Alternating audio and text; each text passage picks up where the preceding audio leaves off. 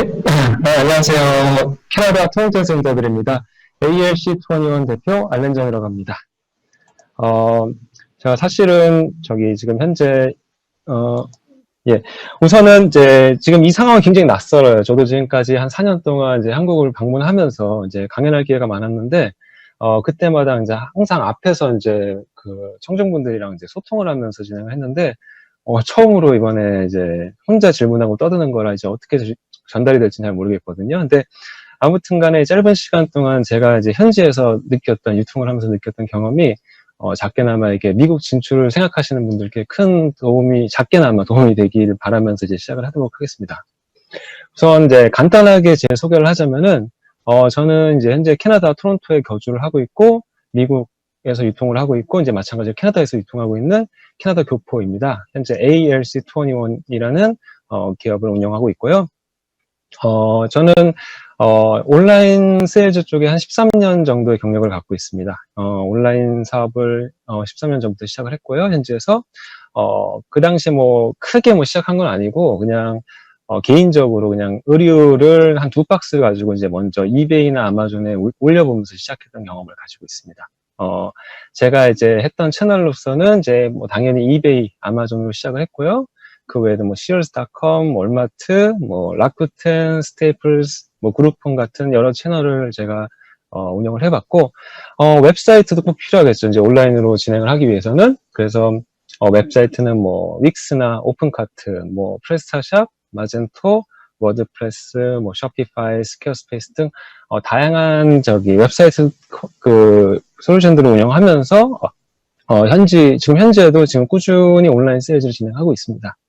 온라인뿐만이 아니라 이제 현재 제가 오프라인 유통도 지금 8년째 진행을 하고 있는데, 제가 오프라인을 시작한 시점은 사실 그 당시가 이 유통 자체가 오프라인에서 온라인으로 넘어가는 시점이었어요. 그래서 그 당시 제가 초기에 이제 판매했던 건 개인 사업을 통해서 개인 온라인 판매였다면 제가 8년 전부터는 이제 기업의 제품을 가지고 온라인으로 판매를 하고 또 대형마트에 납품하는 방식으로 이제 또 이제 바이어로서 이제 유통을 시작했던 것 같고요.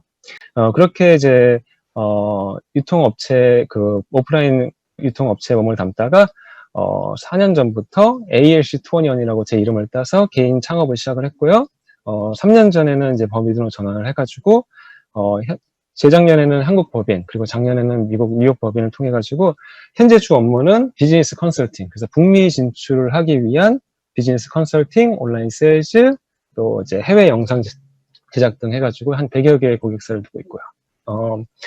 제가 사실 아마존이랑 이베이를 정말 오래 했습니다. 그동안 오래 했고, 사실 지금은 유통도 하고 있고, 이제 무역도 하고 있고, 또 이제 킥스타터, 인디고고 경험도 가지고 있고요.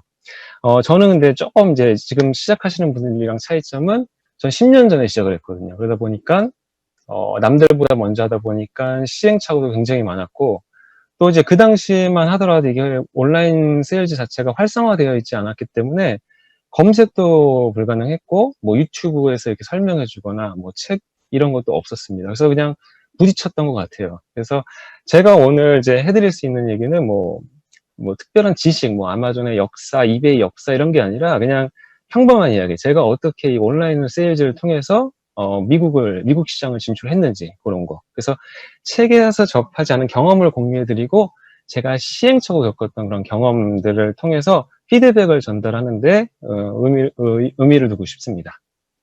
그러면은 우선은 이제 미국 시장을 이제 공략해야 하는 이유를 먼저 알고 넘어갔으면 좋겠어요. 이제 미국 시장에 진출하기 위해서 이제 다들 이제 관심을 갖고 계실 것 같은데, 예, 저도 이제 굉장히 많은 분께 여쭤봐요. 왜 미국을 가려고 하십니까? 이렇게 여쭤보면은 대부분 이제 이렇게 말씀을 하시더라고요. 뭐 그냥 가야 되니까, 혹은 잘 사는 나라니까, 뭐 남들이 가니까 이렇게 말씀을 하시는데, 제가 이 말씀을 왜 미국 시장을 공략하는 걸 왜 말씀을 드리고 싶냐면은 최소한 목표는 두고 왜 가는지는 알고 가야 되지 않을까 생각을 합니다.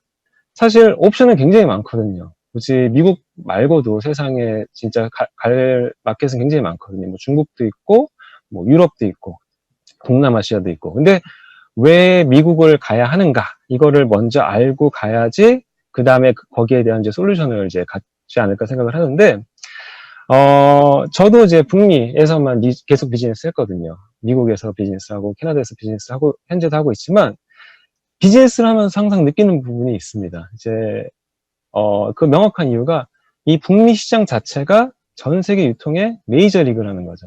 뭐, 다들 아시겠지만, 메이저 리그라고 정의 내린 이유는 사실 메이저 리거들은 검증된 거거든요. 그러니까, 미국에서 진출했다. 그것은 곧 검증을 의미하는 거죠. 그러니까, 한국이나 아시아권, 뭐, 중국이나 동남아시아나 보통 이제 제조를 기반으로 하는데, 미국은 아시다시피 소비 시장이거든요. 제조보다는 유통을 통해서 가장 큰 유통 시장이기 때문에 사실 굉장히 전 세계 메이저리그라고 꼽고 싶습니다. 그래서 그렇다고 이제 아시다시피 메이저리그가 뭐 이렇게 누구나 갈 수 있는 건 아니겠죠. 근데 제가 아까 말씀드렸듯이 검증을 의미한다는 것은 미국을 공략해야 된다는 이유, 검증을 의미한다는 것은 미국을 공략하면은 전 세계 어디든지 공략이 가능하다는 거죠. 쉽게 말씀을 드리면은 미국에서 잘 팔리는 제품은 중국에서도 잘 팔리겠죠. 하지만 중국에서 잘 팔린다고 미국에서 잘 팔리진 않거든요. 예. 그래서 저는 미국을 공략해야 된다. 이렇게 생각을 하시는 분들이 꼭 검증 때문에 미국을 가야 된다. 이렇게 말씀을 드리고 싶고요. 그러면 이제 미국 진출, 메이저리그 진출이 쉬울까? 이렇게 물어보고 싶은데 사실 가고 싶다고 갈 수는 있지만 성공을 보장해 주는 것은 아니거든요. 그러니까 대부분 제가 상담을 해보면서 느낀 게 미국을 왜 가고 싶으십니까? 이렇게 여쭤보면 대부분 이렇게 말씀하시더라고요. 돈을 많이 벌고 싶어서. 그러면은 저는 이렇게 말씀드립니다. 쉬운 나라로 가시라고. 뭐 다른 조금 더 이제 한국이 선진국이라고 여겨지는 그런 쉬운 나라로 가시고 만약에 미국을 가시겠다 그러면 검증을 받고 싶으면 미국으로 가라고 이제 말씀을 드리고요. 대부분 굉장히 쉽게 가려고 생각을 하세요. 일확천금을 노리시고 그다음에 돈 없이 실력으로도 가능하다고 생각하시는데 제가 경험했던 미국 시장은 충분한 자본도 필요하고 또 이제 정말 좋은 제품도 필요하더라고요. 그리고 안타깝게도 대부분 실패를 하게 됩니다. 예, 다른 지역보다 실패 사례가 많은데 사실 메이저리그는 정말 어렵거든요. 그러니까 열심히 하면 무조건 잘 된다는 법칙은 세계 어디에도 없거든요. 그러니까 결국 제가 진단하기에는 목표와 과정이 틀렸기 때문에 실패하지 않았나 생각을 합니다. 우선은 그럼 제가 이제 미국 시장을 공략하기 위해서는 다들 이제 마케팅을 해야 된다는 건 다 알고 계세요. 근데 저는 마케팅을 알려드리기 전에 우선은 마켓을 먼저 알고 가셔야 되지 않을까. 그리고 왜 실패하는지를 먼저 알고 가야 되지 않을까 생각을 합니다. 그러니까 다들 어떤 방향으로 가고 있는지를 먼저 고민해 보셔야 될 것 같아요. 공통적인 목표가 그렇거든요. 다들 성공 사례만 이제 쫓더라고요. 뭐 킥스타터를 통해서 누가 100만 불을 투자를 받았다고 하더라. 혹은 누가 아마존을 진출해서 성공 사례를 들었는데 쟤네들처럼 우리도 좋은 제품이 있는데 뭐가 문제야? 이런 생각으로 이제 시도를 하시는 분들이 많은데 사실 북미라는 곳은 미국이라는 곳은 룰이 다른 곳이죠. 그러니까 제품에 대한 자신감만으로 성공할 수 있는 곳은 아니라고 꼭 말씀을 드리고 싶고요. 저는 정말 한 수백 개 업체들이랑 상담을 하면서 제가 딱 진단을 내려봤습니다. 왜 미국 시장에 실패를 하게 될까? 저는 딱 두 가지로 꼽을 수 있는데 첫 번째는 시장 조사의 부재, 그리고 두 번째 마케팅을 하지 않기 때문이죠. 우선은 이제 시장 조사를 이제 어떻게 해야 되는지 이제 굉장히 궁금해 하시는 분들이 많을 텐데 저는 실제로 이제 유통을 하다 보면은 가장 많이 가는 게 전시회입니다. 실제로 제가 바이어 입장에서 새로운 제품, 트렌드를 익히기 위해서는 전시회를 많이 가거나 혹은 제가 한국 제품을 많이 접하게 되는 경우는 이제 한국에서 오신 무역사절단을 통해서 제가 이제 한국 업체분들을 굉장히 많이 접하고 또 이제 제품을 접하게 되는데, 제가 가장 많이 들은 말 중에 가장 많이 들은 게, 세계 최초라는 말을 가장 많이 들었던 것 같아요. 그러니까 저한테 와서, 알렌 대표님, 저 이거 좀 이거 좀 판매하고 싶은데, 저는 사실 제가 궁금한 건 다른 부분인데 항상 제일 먼저 강조하시는 부분은 세계 최초다. 아니면 이거 정말 좋은 제품이다. 제품 퀄리티는 좋다. 이렇게 말씀하시더라고요. 근데 제가 이제 시장 조사를 자꾸 강조하는 게 그거죠. 좋은 제품도 중요해요. 물론 좋은 제품이 중요하지만 바이어의 입장에서 지금 좋은 제품이 중요할까? 제가 생각할 때는 바이어 입장에서 좋은 제품도 중요하지만 제가 필요한 제품은 바로 팔리는 제품이라는 거죠. 그러니까 제품 선정부터 주의 깊게를 해야 되는데 그냥 팔릴 수 있는 제품을 갖고 와서 이제 미국 시장을 와서 파셔야 되는데 대부분 물건을 만들어 놓고 와서 파실 생각을 하시더라고요. 예. 그러니까 사실 생산하기 전에 먼저 와서 시장을 보고 시장 조사를 하고 그다음 만들어야 되는데 수요를 확인하고 공급을 하게 된다는 거죠. 근데 사실 공급을 한 다음에 수요를 이끌어내기는 굉장히 어렵거든요. 그러니까 얼마나 많은 사람이 필요한 제품인지 혹은 여긴 소비자가 다르거든요. 다양한 인종이 있고 또 이제 어떤 가격에 팔리고 있는지 뭐 경쟁자를 분석해야 되고 또 어떤 내 제품에 어떤 경쟁자가 어떤 브랜드를 갖고 어떤 전략을 갖고 지금 현재 이 시장에서 판매를 하고 있는지 또 온라인에서 판매를 하고 있는지 오프라인에서 판매를 하고 있는지 그러니까 생산 전에 이제 고객에 대한 분석이나 연구를 통해 제품의 가능성이나 뭐 소비자들이 제품에 대한 욕구를 가졌는지가 우선인데 결국은 답을 풀어가는 건 출발점은 고객한테 주목해야 된다는 거죠. 그러니까 소비자들이 아무리 좋은 제품이라는 걸 인지를 했지만 필요하지 않은 제품이면은 좋은 제품이라는 건 정말 무의미하다는 거죠. 그래서 저는 가끔 이제 상담을 하다 보면 이렇게 말씀을 드려요. 최소한 지인 찬스를 써서라도 현지에다가 샘플이라도 좀 뿌려보라고. 그런 주관적인 피드백이 한국에서 상상하는 객관적인 피드백보다 훨씬 낫지 않을까 이제 생각을 하고요. 대부분 시장 조사하면 이제 차트, 뭐 그래프에 나와 있는 뭐 자료, 혹은 점유율에 의존하는 경우가 많은데, 그건 지금 당장 필요한 게 아니라는 거죠. 예. 그래서 시장 조사, 정말 그 니즈가 있는지 먼저 파악하는 것, 세계 최초가 중요한 게 아니라 니즈가 있는지 파악하는 게 우선이 된다고 말씀을 드리고 싶습니다. 이제 마케팅에 대해서 이제 말씀을 드릴 건데, 이제 시장 조사를 다 했어요. 이제 수요가 어느 정도 있고, 이 정도 제품이면은 이 정도 가격대에 팔릴 수 있겠구나. 이제 하는데, 만약에 이렇게 시장 조사를 마치면 이제 다 팔릴까? 제가 여쭤보면은, 누가 저한테 여쭤보면 제가 그렇지 않다고 말씀드립니다. 마케팅이 바로 연결이 돼야 된다는 거죠.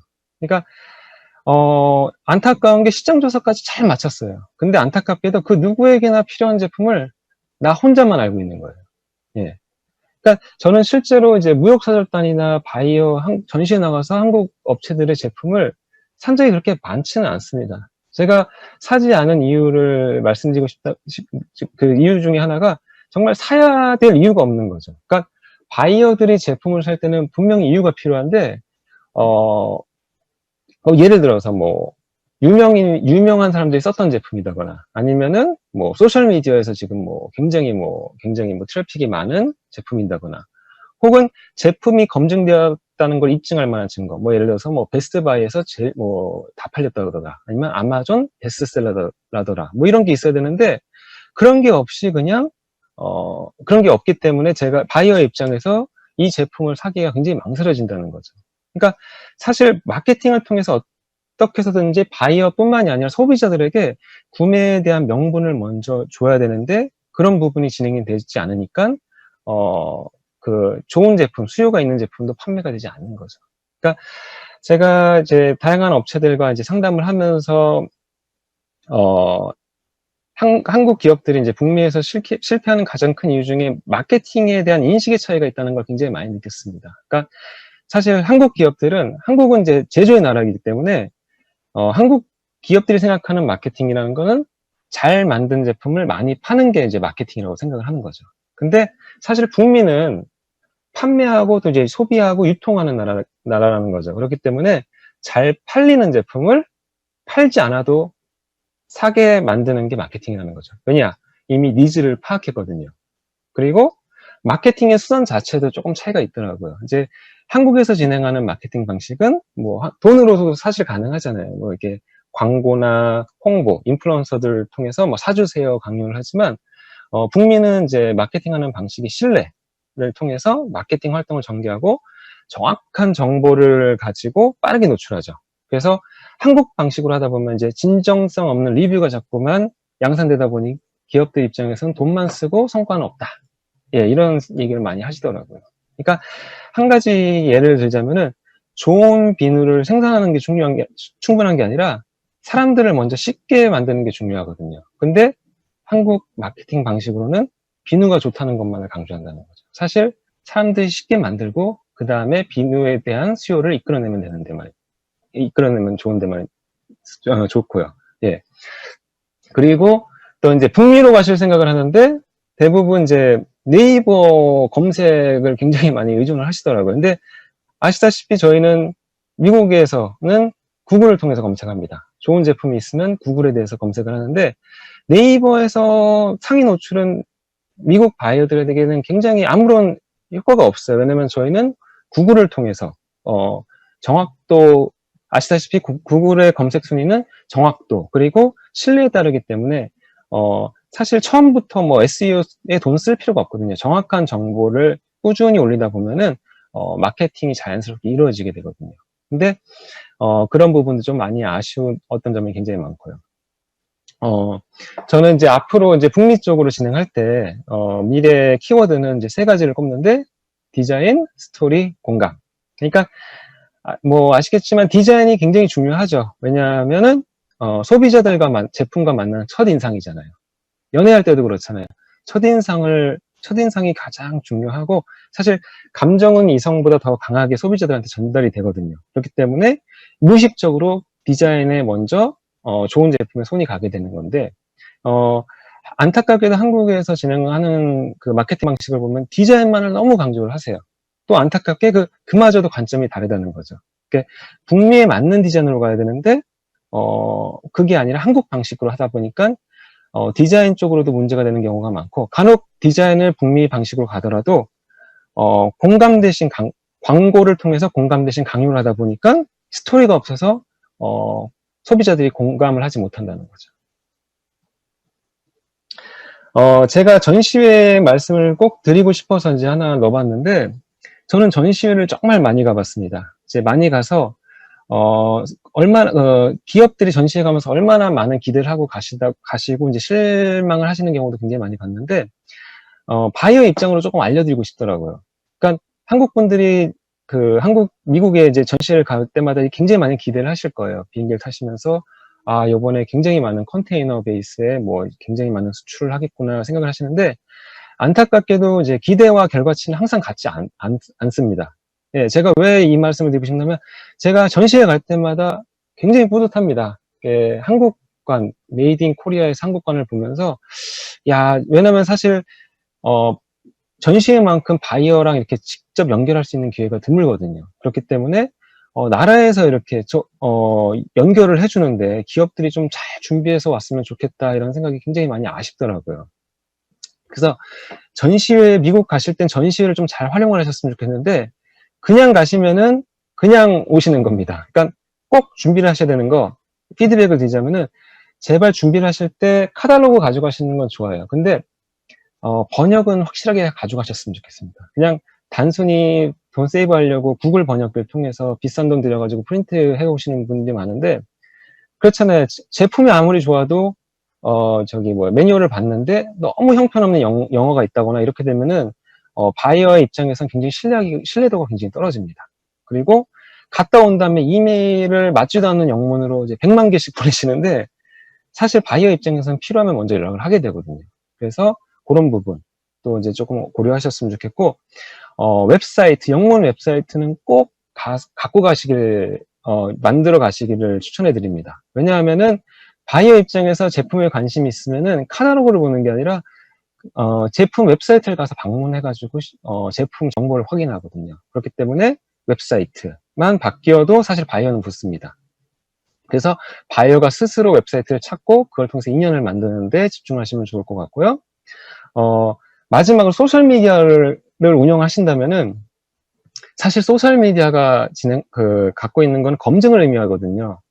이 회사 제품에 얼마나 많은 팔로워들이 있는지 요걸 통해서 바이어가 판단할 수가 있어요. 이 제품이 디맨드가 있구나 없구나를. 근데 그냥 운영을 하다만 소셜미디어를 갖고 가게 되면은 저희 같은 바이어가 방문했을 때 여긴 디맨드가 없구나 이런 생각을 할 수가 있기 때문에 만약에 제대로 운영이 되지 않으면 차라리 없애는 게 낫다고 생각을 합니다. 아니면은 차라리 제대로 운영해가지고 바이어들이 그걸 보고 확신을 가게끔 해주는 게 굉장히 중요할 것 같고요. 아이고.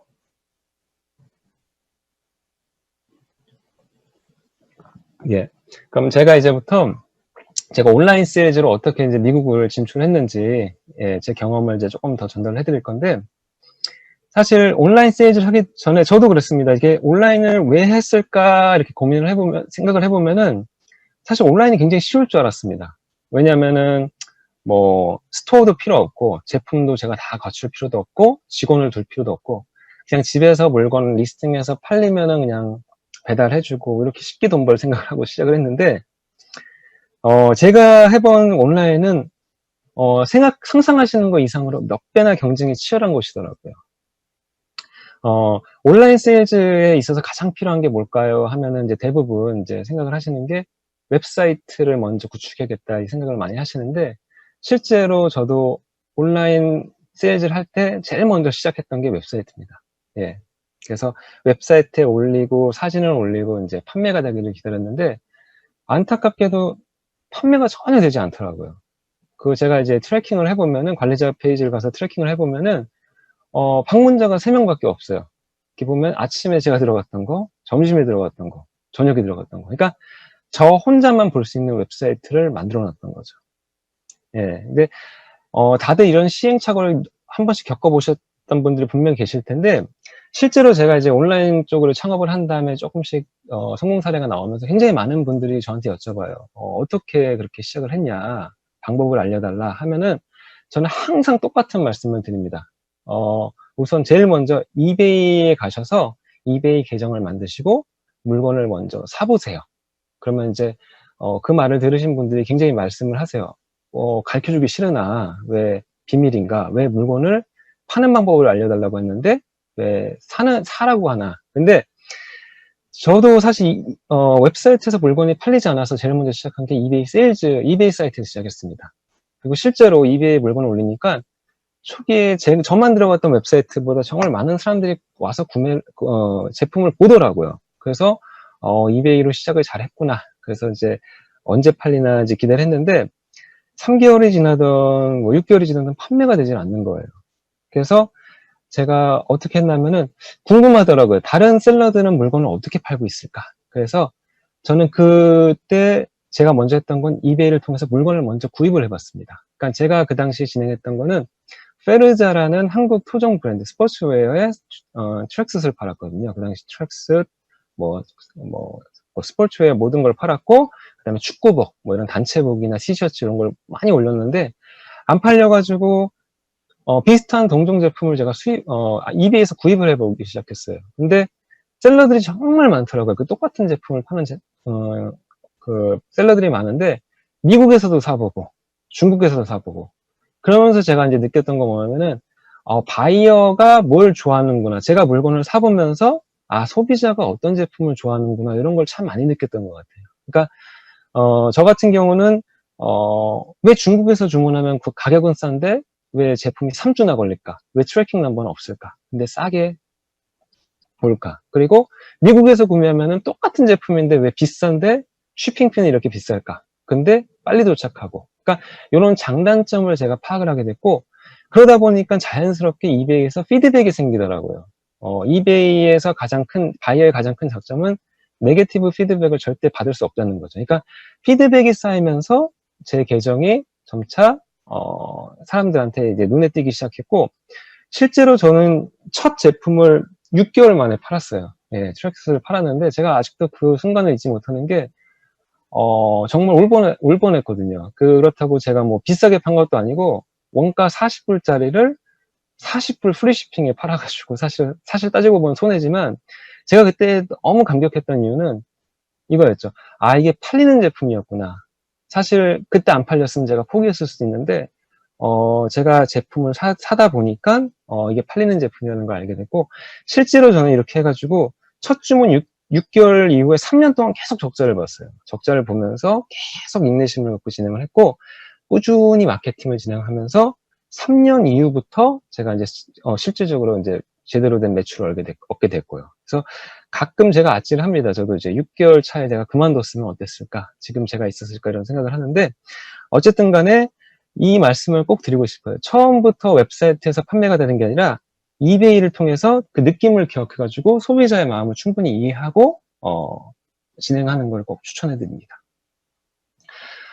저는 이제 이베이 온라인 세일즈를 하면서 느꼈던 게 무조건 많은 제품을 파는 게 좋은 게 아니더라고요. 그러니까 어떻게 보면은 많은 제품을 판다는 건 제가 다양한 재고를 갖고 있어야 되는데, 사실 이게 잘 하다 보면은 잘 팔리는 제품이 있더라고요. 그러니까 잘 팔리는 제품만 잘 갖추고 하다 보면은 비용도 제가 세이브를 하고 잘 팔리는 제품을 통해서 브랜드에 대한 인지도를 확보하면은 그 사람들은 결국 제 고객이기 때문에 제 다른 제품을 사게 되더라고요. 그래서 굳이 무조건 다양한 제품을 먼저 팔 필요는 없어요. 그냥 소량의 조그만 제품이라고 하더라도 잘 팔리는 제품 위주로 충성 고객들을 확보하는데 좀 노력을 하셔야 될 것 같고요.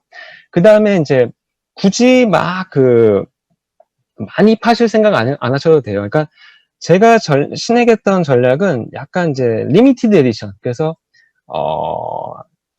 많이 박리담에, 그러니까 싸게 많이 파는 전략보다는 저는 사실은 비싸게 조금만 파는 전략을 택했습니다. 그러니까 예를 들어서 제가 1불짜리 제품을 판다고 할 때 2불 마진을 붙여서 10개를 팔아가지고 20불 버는 게 아니라 5불 마진을 붙여서 4개만 팔았다는 거죠. 그러니까 이렇게 되면 어떤 차이가 있냐면은 2불 마진을 붙이게 되면 제가 10개를 배송해야 되더라고요. 그러면은 저는 그만큼 힘이 들고 사람을 써야 되고. 근데 5개만, 4개만 팔고 5불에 팔면은 마진은 똑같은데 힘은 덜 쓰고 사람은 덜 쓰고. 대신 제가 이제 고객 한 명 한 명한테 정성을 다할 수가 있겠더라고요. 그래서 제가 뭐 손편지도 쓴 적도 있고, 그리고 뭐 사은품을 준 적도 있고, 이렇게 해가지고 고객 한 명한테 충성 고객으로 만들 수 있는 확률이 더 높아지더라고요. 그래서 그런 부분을 제가 진행을 했었고, 온라인 세일즈의 가장 단점이거든요. 반품률이 굉장히 높기 때문에 저는 이 부분을 해결하기 위해서 과감하게 반품률, 막 이렇게 운송비가 굉장히 비싸기 때문에 손해를 보는 경우가 많더라도, 손해를 보더라도 대를 위해 소를 희생했던 전략을 택한 것 같아요. 그래서 설사 얌체 고객들이 있거든요. 막 진짜 30일 리턴인데 29일 쓰고 다 쓴 제품이 뭐 잘못됐다고 해가지고 리턴하는 경우도 있었는데, 그런 부분도 제가 다 받아주고 새 제품 바꿔줌으로써 그런 얌체 고객까지도 제 충성 고객으로 바꾸는 결과까지 나왔거든요. 그래서 그런 부분을 해가지고 불만해서 저희가 아무리 소비자랑 싸워봤자 소비자를 이길 수는 없기 때문에 그걸 기회로 삼아서 소비자와의 관계를 위해서 투자하는 것을 추천해 드립니다. 예, 저는 이제 다른 온라인 사업과와 달리 저는 오프라인도 조금 오래 진행을 했어요. 그러니까 실제로 정말 궁금했어요. 제가 온라인으로 이제 진행을 했지만 개인 사업을 하다 보니까 한계가 있었어요. 제 분야, 스포츠웨어나 의류 제품밖에 못했기 때문에 저는 이제 북미 오프라인 유통을 진행하게 된 이유는 기존 유통 구조를 좀 알고 싶더라고요. 그래서 북미는 어떤 구조로 납품이 가능한지, 왜 나는 월마트나 코스코나 시얼스에 납품할 수 없는지. 그래서 저는 제넥스라는 시얼스, 월마트나 이렇게 코스코 벤더사에 제가 취직을 했었고요.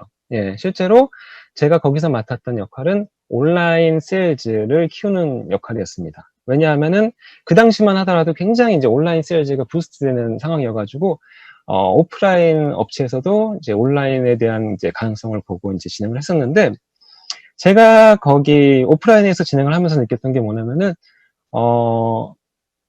제가 거기서 알게 된 거는 우리 같은 업체들이 오프라인 큰 대형마트에 넣기가 쉽지는 않겠구나, 이런 걸 참 많이 느꼈습니다. 예, 왜냐하면은 제가 벤더 입장이 돼 보니까 사실 벤더들은, 저희 같은 업체들이, 중간에 벤더들이 뭐 월마트에 납품을 할 때는 정말 안정적인 공급을 원하잖아요. 그러니까 그 한국에서 정말 좋은 제품이 왔어요. 정말 아이디어도 좋고 디테일도 좋은데 안타깝게도 지금 이게 정말 믿을 만한 제조사인지 이런 기업인지에 대한 확신도 없고 사실 물건도 처음 보는 제품이거든요. 그러니까 기존 제가 제품을 납품하고 있는 업체가 있는데 검증이 안 된 새 제품으로 이제 모험을 하고 싶지가 않은 거죠. 그러니까 괜히 시도했다가 이제 현재 유지하고 있는 이제 판매 물량까지 잃어버릴 수 있기 때문에 확신 없이는 새로운 도전을 하지 않게 되더라고요. 예. 그래서 결국 이런 대형 업체들한테 들어가기 힘든 이유는 대형 업체들은 모험을 하지 않습니다. 그냥 주로 데이터를 가지고 움직이고 해당 제품이 이제 다른 오프라인 마켓에서 잘 팔리고 있는 제품인지 혹은 온라인에서 정말 대박을 친 제품인지 뭐 아마존 베스트셀러라든가 이런 데이터가 있으면 이제 쉽게 가능하겠지만 처음 미국으로 가신 한국 업체들에게는 그런 건 이제 쉽지가 않은 레퍼런스거든요. 예, 그렇기 때문에 처음부터 이제 오프라인에 납품하기는 쉽지가 않겠더라고요. 제가 이제 아까도 전시회를 말씀드렸지만 한 번 더 전시회를 말씀드렸는데 사실 저도 이제 바이어로서 굉장히 많은 업체들을 만났지만 저희 같은 바이어들이 전시회를 가는 이유는 새로운 제품을 파는 게 아닙니다. 기존 벤더들과 소통하러 가는 거예요. 그러니까 미국은 굉장히 넓기 때문에 전시회를 통해서 벤더와 그러니까 뭐 바이어와 셀러와의 만남을 추구하는 데가 바로 전시회거든요. 그래서 저희는 거기 가서 트렌드를 파악하고 인연을 만들어 가는 거지 처음부터 컨테이너 베이스의 새로운 제품을 수입하지 않는다는 거죠. 그러니까 혹시라도 뭐 전시회를 통해서 큰 뭐 대학 계약을 꿈꾸고 싶으신 분들이 계신다면은 제가 추천하고 싶은 거는 가능하면은 인연을 만드는데 먼저 노력하시면 좋을 것 같고요. 지금 대부분의 이제 미국을 가시려고 하시는 분들이 아마존에 대해서 굉장히 많이 궁금해 하세요. 근데 최소한 아마존이 어떻게 이렇게 크게 미국 시장을 장악을 했는지를 먼저 아셔야 될 것 같은데, 사실 아마존은 굉장히 비정상적인 회사입니다. 초기부터 수익이 없었어요. 수익이 없고, 그냥 혁신을 가지고 고객들한테 투자한 회사입니다. 그러니까, 사실 아마존은, 기존에 있던 마케팅의 그 프레임워크가 4P거든요, 마케팅이. 프로덕트, 그리고 4P의 프로덕트, 그리고 프라이스, 가격, 그리고 플레이스, 유통, 그리고 이제 판촉, 프로모션이라면은 아마존은 여기다가 4C를 더하게 됩니다. 그러니까 프로덕트에다가 C, 커스터머 밸류를 더해가지고 제품에다가 고객에 대한 장기적인 가치를 더하고 그 다음에 가격, 프라이스에다가 코스트, 고객이 장기적으로 구매하기 위한 비용을 더하고 그 다음에 이제 유통에 대한 편의성, 그러니까 플레이스에다가 컨비니언스를 더해가지고 아마존 프라임을 통해서 구매를 쉽게 하고 반품을 쉽게 하고 그 다음에 아마존 프라임 통해서 수월하게 이제 제품을 구매할 수 있게끔 만드는 거고요. 마지막으로 기존의 판촉 프로모션이었다면은 거기다가 커뮤니케이션을 더해가지고 고객들과 소통을 하게 된 거죠. 그러다 보니까 아마존은 이제 고객들의 잠재적인 욕구까지 경청을 하면서 고객들의 경험 가치를 얻게 되고 그래서 결국은 오프라인과 아마존의 차이점은 오프라인과 달리 다른 구입자들이 작성한 리뷰나 댓글 후기 같은 걸 보면서 사실 자신들이 사려고 하는 상품의 실제 기능이랑 사용성을 판단할 수 있다는 거죠. 그렇기 때문에 아마존이 미국에서 정말 크게 성공하게 된 거고요. 그렇다면 이제 저희가 이제 아마존을 어떻게 활용을 해야 될까 이걸 잘 알아야 될 것 같은데 여쭤봐요. 저도 이제 아마존을 왜 진출하려고 하십니까? 그러면 이제 대부분 이렇게 또 말씀하시더라고요. 진출을 해야 되니까. 아마존을 통해서 돈을 벌기 위해. 근데 제가 이제 냉정하게 평가를 해드리자면은, 초기에 아마존이 비정상적이라고 아까 말씀드렸지만 굉장히 큰 매출이 있지만 수익을 많이 내는 업체가 아니었어요. 그 수익은 대부분 바이어들이 가져갔고 저희 같은 셀러들이 가져갔거든요. 이거 실제로 셀러들은 굉장히 돈을 많이 벌었어요. 그 당시에는. 왜냐면은 그 당시에 아마존은 셀러들에게 굉장히 우호적이었거든요. 왜냐하면은 아마존은 다양한 데이터가 필요했기 때문에. 그래서 제가 사실 아마존의 그 제넥스라는 그 벤더사를 나오게 된 이유도 이 아마존을 제가 미래에 이길 수 있을까 봤을 때 저는 아마존을 이길 자신이 없더라고요. 그러니까 저희가 아마존에서 가장 잘 팔리는 제품이 그때 그 당시 베딩 제품이었는데 침구류였는데 그렇게 비싸게 파는 제품이 언젠가부터 아마존 베이직이라는 이름으로 더 훨씬 싸게 판매가 되고 있더라고요. 왜냐? 아마존은 뭐가 잘 팔리는지 이미 데이터를 모두 확보하고 있기 때문에. 그렇기 때문에 제가 생각할 때는 아마존에서 아무리 힘들게 제품을 구축하더라도 아마존을 이기기 힘들거든요. 그러니까 더 어려워지는 상황에서 방법을 찾기보다는 차라리 새로운 방법으로 아마존에 좌지우지되지 않고 이길 수 있는 방법이 뭘까 생각해 보니까 저는 브랜드를 키우는 거라고 생각을 했습니다. 왜냐? 아마존이 나이키보다는 좋은 제품을 저렴하게 팔 수 있지만 사람들은 나이키 제품을 구매하거든요. 그래서 저는 이제 아마존을 잘 활용하셨으면 좋겠습니다. 단순히 아마존을 통해서 큰 매출을 얻을 수도 있겠지만, 물론, 아마존을 통해서 최종 목표가 아마존을 통해서 최종 목표를 많이 버는 게 아니라 그게 과정이 돼서 자기 브랜드를 확고하게 할 수 있는 하나의 과정으로, 가보시면 굉장히 좋을 것 같습니다.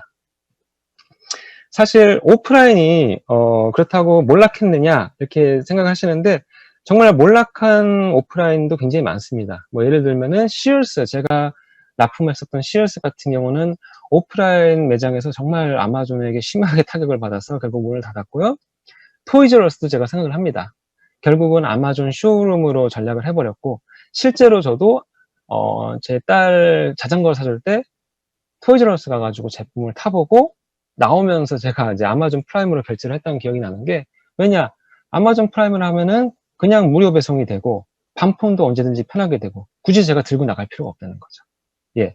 근데 또 이제 오프라인만의 또 장점이 있기 때문에 오프라인을 버리라는 말씀은 아닙니다. 그러니까 예를 들어서 전자제품 같은 경우는 한번 꼭 확인을 해야 되고 이제 또 설명이 필요한 경우가 있기 때문에 베스트바이 같은 경우는 그런 걸 잘 활용을 해가지고 옴니 채널로 오프라인과 온라인과 함께 운영을 하면서 어떻게 보면은 온라인한테 장악당했던 그런 마켓에서 위기에서 오프라인의 장점을 살려서 기회를 잘 살린 경험도 있기 때문에 오프라인을 제가 버리라는 말씀은 아니고 같이 유지할 수 있는 방법을 좀 찾아보시는 것도 좋을 것 같고요. 그러면 이제 미국을 가기 위해서 이제 어떻게 준비를 해야 될까 이렇게 생각을 하는데, 제가 그냥 우선은 이제 위에 있는 내용을 좀 간추려 보자면은 팔릴 수 있는지 굉장히 중요하게 보셔야 됩니다. 팔릴 수 있는지, 그리고 이제 어떤 미국이랑 한국이랑 문화 차이도 있고 다른 라이프 스타일, 뭐 한국처럼 막 싸다고 사는 데는 아니거든요. 그러니까 쉽게 한 가지 제가 예를 들자면, 예전에 제가 마케팅했던 업체 중에서 제품명은 제가 말씀을 못 드리겠고, 엄마의 밥상이라는 제품이 있었는데 스토리가 그거였어요. 엄마의 밥상. 그래서 엄마가 차려주는 밥상처럼 따뜻한 마음을 전달한다, 이런 부분이었는데, 사실 북미에서는 엄마가 밥 안 해주거든요. 아침에 그냥 저희 시리얼 먹고 나가고, 예, 저도 고등학교 다닐 때 그랬고 대학교 다닐 때 그랬고, 뭐 따뜻한 밥상을 차려준 경험이 없기 때문에 한국에서 생각하는 그 인식이랑 북미에서 생각하는 인식이랑은 좀 차이가 있다는 거죠. 그런 부분을 명심하시면서 이 엄마의 밥상이 언젠간 먹힌다 이렇게 생각하지 마시고, 확실하게 안 된다 생각하시면 미련을 갖지 말고 빨리 포기하는 것도 어떻게 보면 좋은 방법일 수도 있고요. 경쟁자를 꼭 분석하셔야 되고, 여러분들이 상대하는 미국의 경쟁자들은 여러분들보다 훨씬 유리한 조건을 가지고 있습니다. 이게 마케팅 비용만 진짜 몇천 불씩 쓰고 있고요, 최소한. 그 다음에 웹사이트에 보면은 다 현지 주소를 갖고 있어요. 그러니까 여러분들께서 한국에서 승부하는 것보다 훨씬 유리한 구조를 가지고 있는 사람들과 경쟁을 해야 된다는 거죠. 그러니까 한국에서 떴으니까 미국에서 뜨겠지 생각을 하시면 안 되고, 역으로 미국에서 뛰어가지고 한국에서 뛰으실 생각을 해야 된다는 거죠. 저는 세 가지만 기억하라고 말씀을 드리고 싶습니다. 멘토. 제가 이제 멘토란 말을 되게 좋아하는데, 이게 그냥 단순히 선생님이라는 의미는 아닙니다. 이게 그냥 내가 가지 않은 곳에 대한 경험을 갖고 있는 사람. 예. 그러니까 한국 분들을 제가 진단을 해보면 대부분 혼자 다 하려고 하시더라고요. 근데 사실 멘토만 하나 잡고 있어도 굉장히 유리합니다. 왜냐? 그분들은 지식뿐만이 아니라 경험을 갖고 있거든요, 현지에서. 그러니까 저는 이렇게 추천해드리고 싶어요. 제조를 하실 거면 제조만 하시고, 마케팅을 하실 거면 마케팅의 전문가를 찾으시고, 세일즈를 하실 거면 세일즈 전문가를 찾으셔야 되는데, 혼자 다 하려고 하시더라고요. 그러니까 가능하면은 현지에 있는 멘토, 파트너, 현지 전문가를 잘 찾아가지고 제대로 된 정보를 얻어가지고 가시는 게 중요하고, 실제로 정말 마케팅 없이 인맥으로 갈 수 있는 데가 또 미국입니다. 그러니까 그런 인맥을 잘 만드는 게 굉장히 중요하고요. 두 번째는 저는 이제 온라인의 파급력을 잘 이용하셨으면 좋겠습니다. 아무래도 오프라인보다는 온라인이 브랜드를 만들기는 굉장히 유리하거든요. 예. 그러니까 물론 돈이 많으시면 오프라인으로 가도 되지만, 온라인 파급력, 전 지역을 다 타겟팅 하실 수가 있기 때문에, 너무 오프라인에 집착하지 않으셔도 됩니다. 아마존이 토이저러스에 했던 것처럼, 오프라인 납품처를 어떻게 보면 브랜드 쇼룸으로 쓰셔도 되고, 뭐 요즘에는 팝업 스토어도 있기 때문에 오프라인을 대체하시는 건 많은데, 가능하면 온라인 마케팅이나 온라인 세일을 통해서 가시면 좋을 것 같고요. 이를 통해서 이 온라인 성과를 오프라인에다가 또 어필할 수가 있기 때문에 아까 말씀드렸듯이. 그래서 온라인으로 가셔라. 그리고 세 번째, 이제 가장 중요한 거거든요. 브랜드는 꼭 갖추셔야 됩니다. 이게, 사실 브랜드라는 건 가치를 의미하잖아요. 그러니까 똑같은 화장품 용기에 담았는데, 다른 화장품 용기에 담았는데, 하나는, 명품관에서 팔리고, 또 하나는 달러샵에서 팔립니다. 그냥 똑같은 제품인데, 용기만 바뀌었을 뿐인데. 그러니까, 그게 사실 그 브랜드의 가치라는 거죠.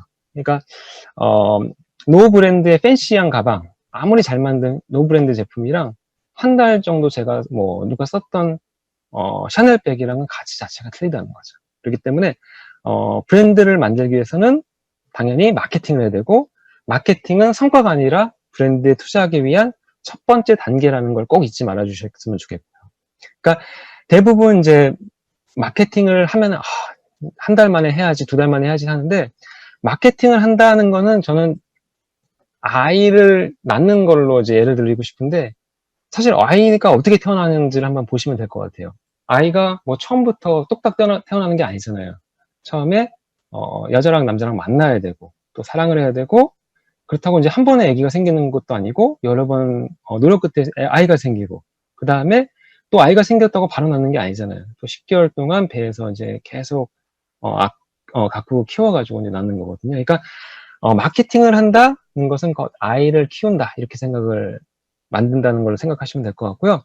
대부분 이제 브랜드가 없다 보니까 이제 메이드 인 코리아의 강점을, 메이드 인 코리아를 강조하시는 분들이 많은데, 제가 이 말씀은 꼭 드리고 싶어요.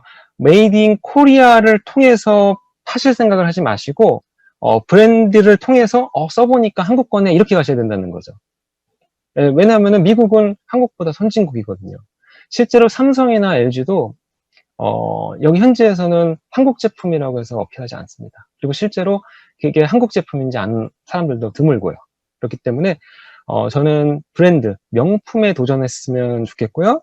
명품에 도전해서 제품이 아닌 가치를 팔아라. 그래서 아까 제가 말씀드렸듯이 리미티드 에디션, 예, 그래서 비싸게 조금만 팔고 명품에 도전하셨으면 좋겠고, 저는 이게 바로 장사와 비즈니스의 차이라고 생각합니다. 장사를 하실 거면은 그냥 물건 팔듯이 박리담을 하시면 되고, 정말 비즈니스 하실 거면은 브랜드를 만들어서 명품을 하셨으면 좋겠고요.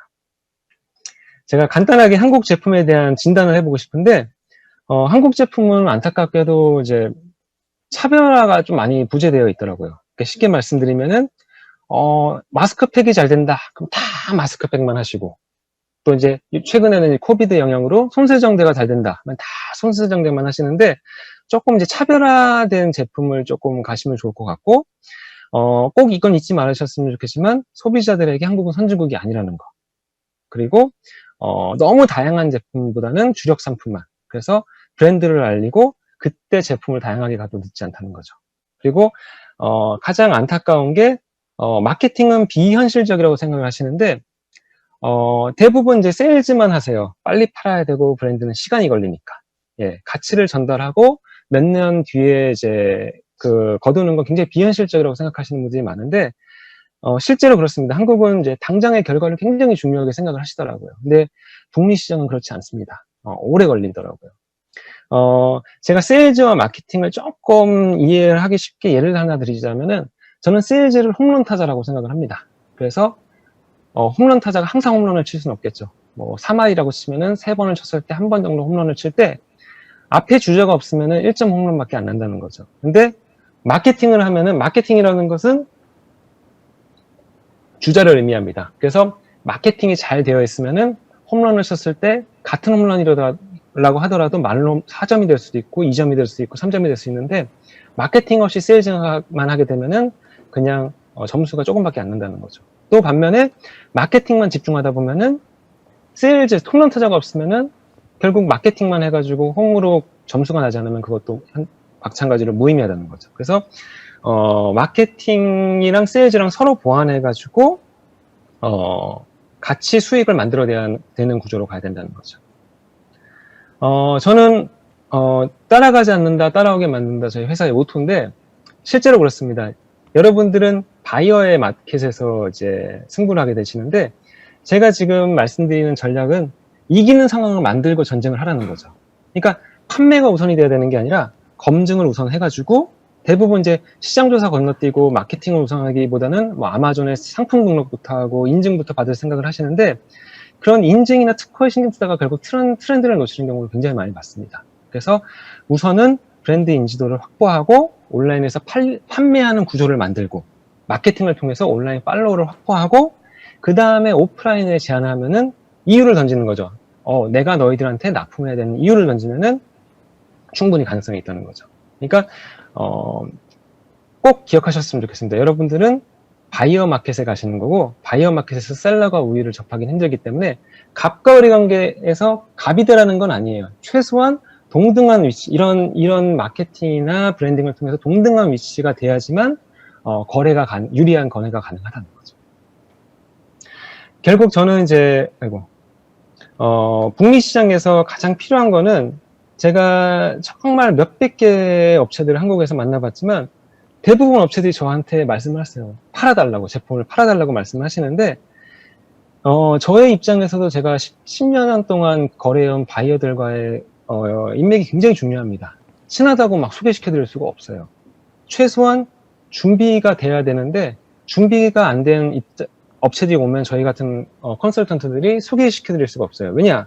괜히 잘못 시켜줬다가 저희랑 신뢰가 깨질 수가 있거든요. 왜냐면 저희를 믿고 의뢰를 하는 경우가 많기 때문에. 그래서 북미 사회는 친하다고 절대 소개를 시켜주지 않습니다. 저도 친하다고 소개시켜주는 게 아니라 검증되어 있는 업체들만 바이어들과 연결을 해줍니다. 그렇기 때문에 저는 꼭 해드리고 싶은 말씀이, 북미 시장에 가는 건 마케팅도 기본이지만 꼭 현지인들과 꼭 전시회를 가시던 어쨌든 간에 현지인들과 사귀는 거를 조금 이제 집중하셨으면 좋겠고요.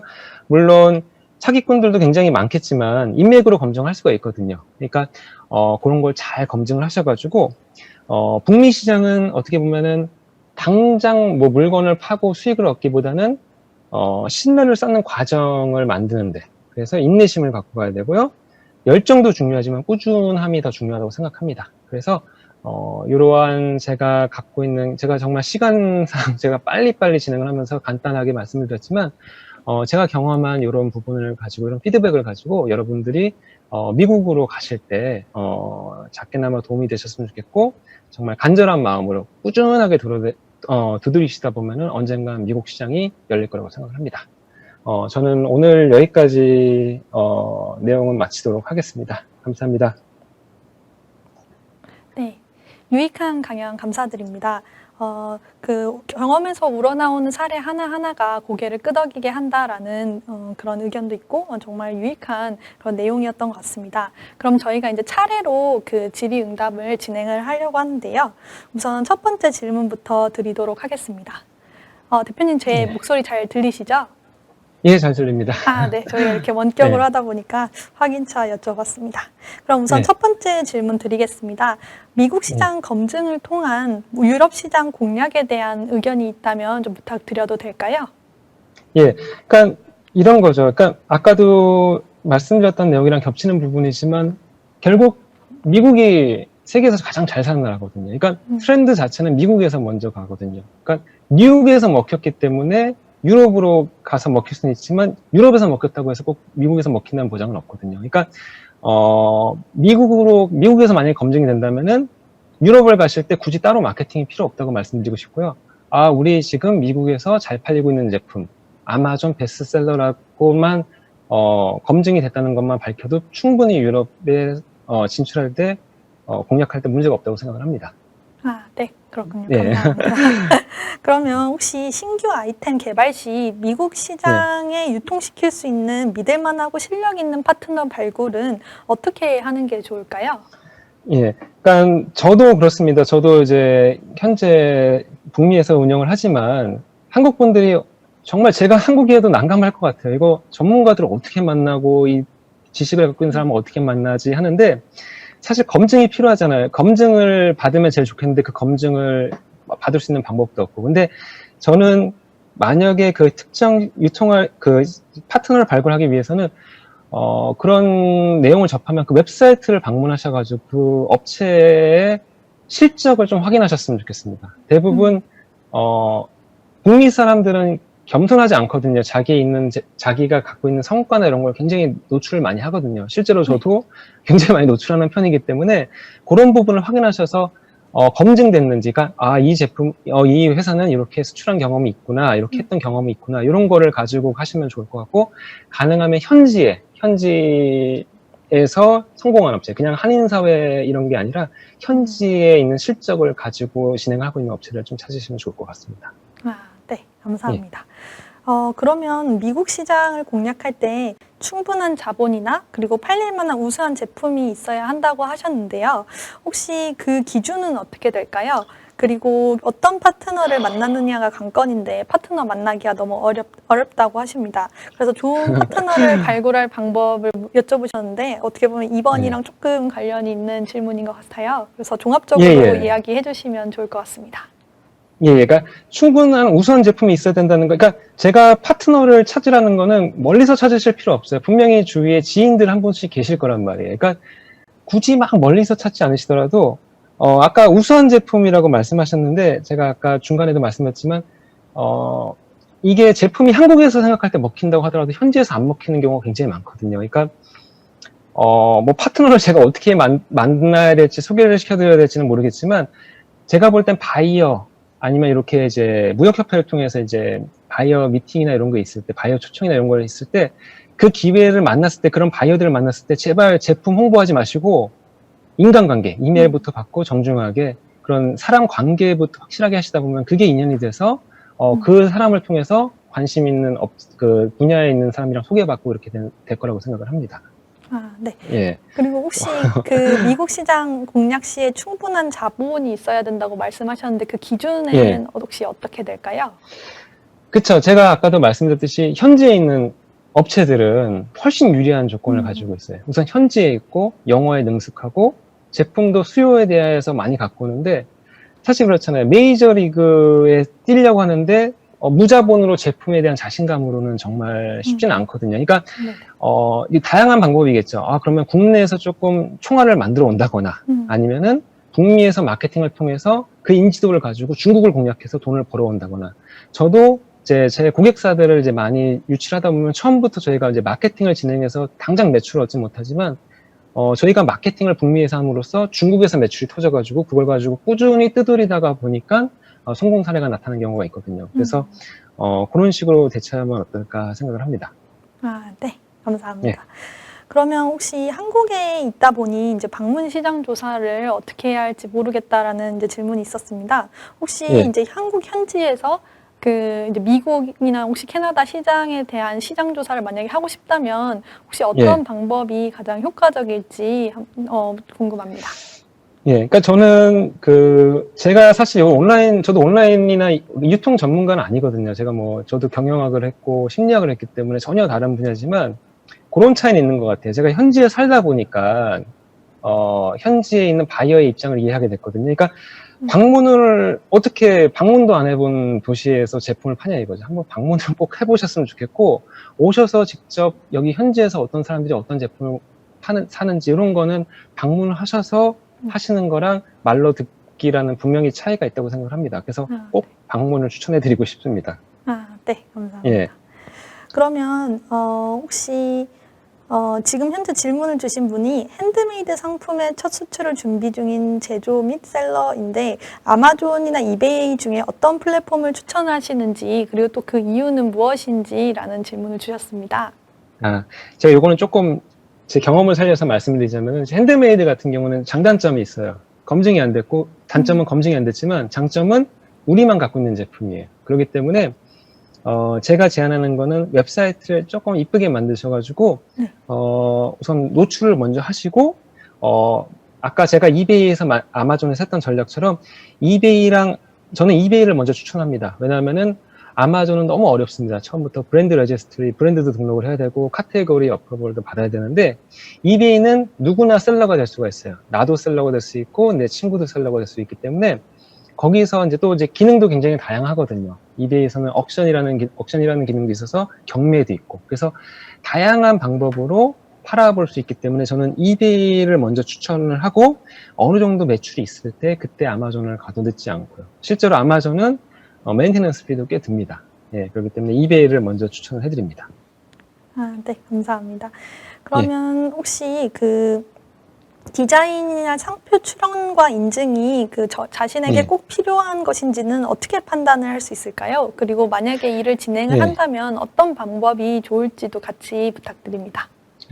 제가 이번에 손세정제를 제가 수입을 했거든요. 한국에, 캐나다로, 미국으로 수입을 할 때, 우선 손세정제는 위험물질이라 꼭 인증이 필요해요. 뭐 헬스 캐나다건 FDA 인증이 필요한데, 그런 부분이면 인증을 꼭 받아야겠죠. 근데 이런 경우가 생겨요. 인증을 받아도 안 팔리는 경우가 생기거든요.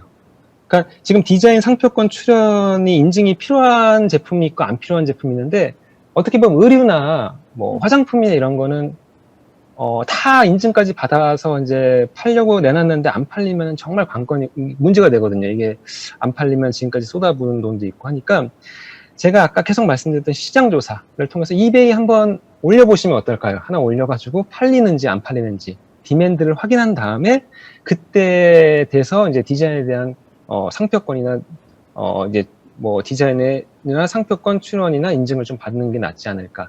저도 처음에 제품 시작할 때 인증부터 안 받았습니다. 그냥 이베이로 그냥 올려보고 팔리는지 보고 그때 돼서 이제 인증 등록하고 브랜드 레지스트리 등록을 했기 때문에 그 방법을 먼저 추천을 해드리고요. 대신 뭐 손세정제나 화장품, 뭐 이제 피부, 건강 이런 데 관련이 있는 제품은 인증 뭐 필수겠죠. 근데 그 리스크는 각자 안고 가셔야 되는 거고요. 네.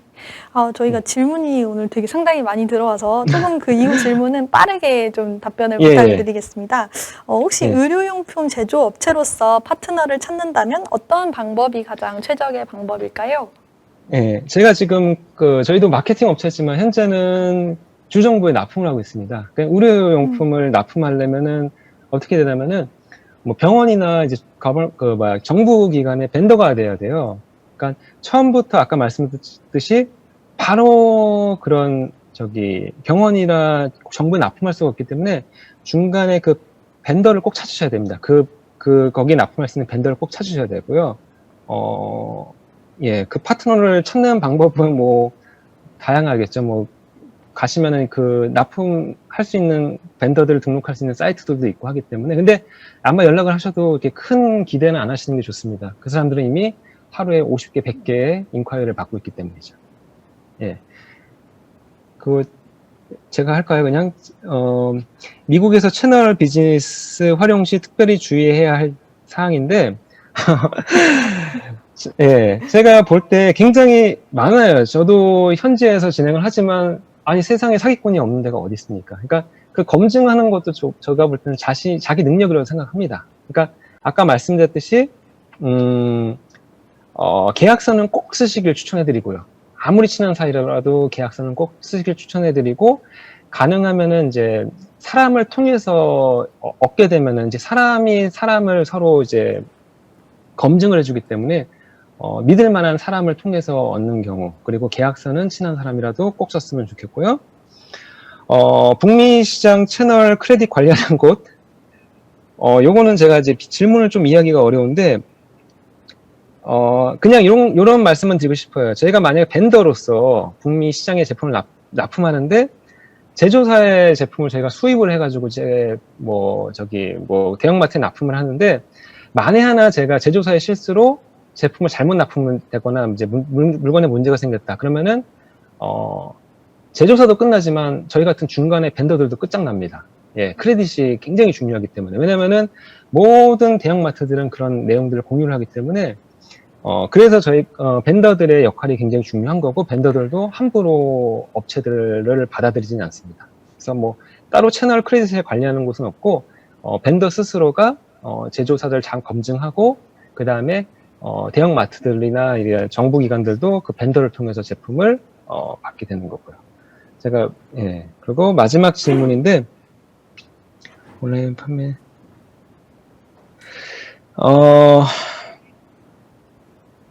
소비자가 아닌 산업재인 경우는 사실은 저는 온라인 이게 산업재라는 게 어떤 제품인지 제가 이제 잘 감이 안 잡히는데, 산업재는 사실 B2B입니다. 그러니까 온라인보다는 온라인 마케팅을 통해서 노출을 해가지고 이제 B2B로 가시는 걸 추천해드리고, 산업재 같은 경우는 아무래도 B2C로 가기는 어렵겠죠. 왜냐면 산업재는 아무래도 대형 공장이나 이런 업체들이 이제 큰 볼륨을 가지고 수입하기 때문에 뭐 아마존 같은 데서 한두 개씩 구매를 하지 않기 때문에 이 부분은 제가 어떻게 팁을 드려야 되는지 모르겠는데, 예, 제가 하여튼 이런 부분은 뭐 제 이메일을 제가 주시면 나중에 드려가지고 혹시 한 분 한 분 제가 제대로 답변을 못 해드렸다면 제가 나중에 성실성의껏 이메일로 따로 답변을 해드리면 어떨까 생각을 합니다. 아, 네, 감사합니다. 다소 질문이 많았는데 이렇게 열정적으로 답변해 주셔서 감사합니다.